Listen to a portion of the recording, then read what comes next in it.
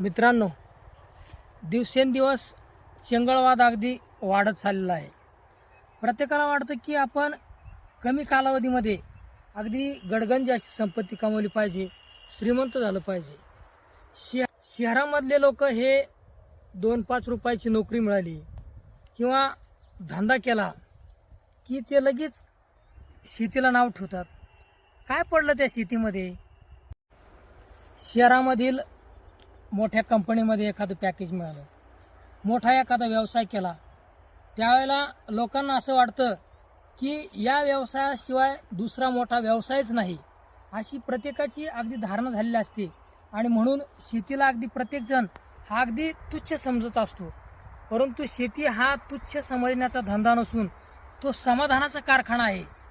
आणि शेती हा लोकांना पोसण्याचा मोठा व्यवसाय आहे. शेतीमध्ये जरी तुम्हाला पैशाची हमी नाही, परंतु समाधानाची तुम्हाला काही कमी नाही. शेतीमध्ये तुम्ही राबता, कष्ट करता, त्यावेळेला तुम्हाला कोणताही आजार किंवा कोणत्याही व्याधी ह्या अगदी सहज शिवू शकत नाहीत. आणि म्हणून शेती हा धंदा जरी पैशाचा नसला, परंतु त्यामध्ये तुम्हाला निश्चितच समाधान आहे.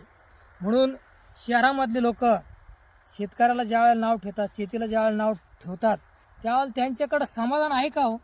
केवळ नाव ठेवून आपण शेतीला बदनाम करतो. परंतु आपण एक निश्चित पाहिलं की ज्या वेळेला कोरोना काळ होता, त्या कोरोना काळामध्ये सर्व उद्योग धंदे कारखाने अगदी ठप्प झाले.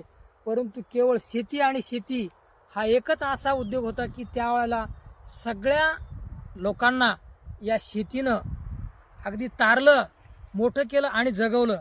म्हणून शेती हा साधारण धंदा नाही, तर तो माणसं जगवण्याचा धंदा आहे, माणसं जगवण्याचा कारखाना आहे.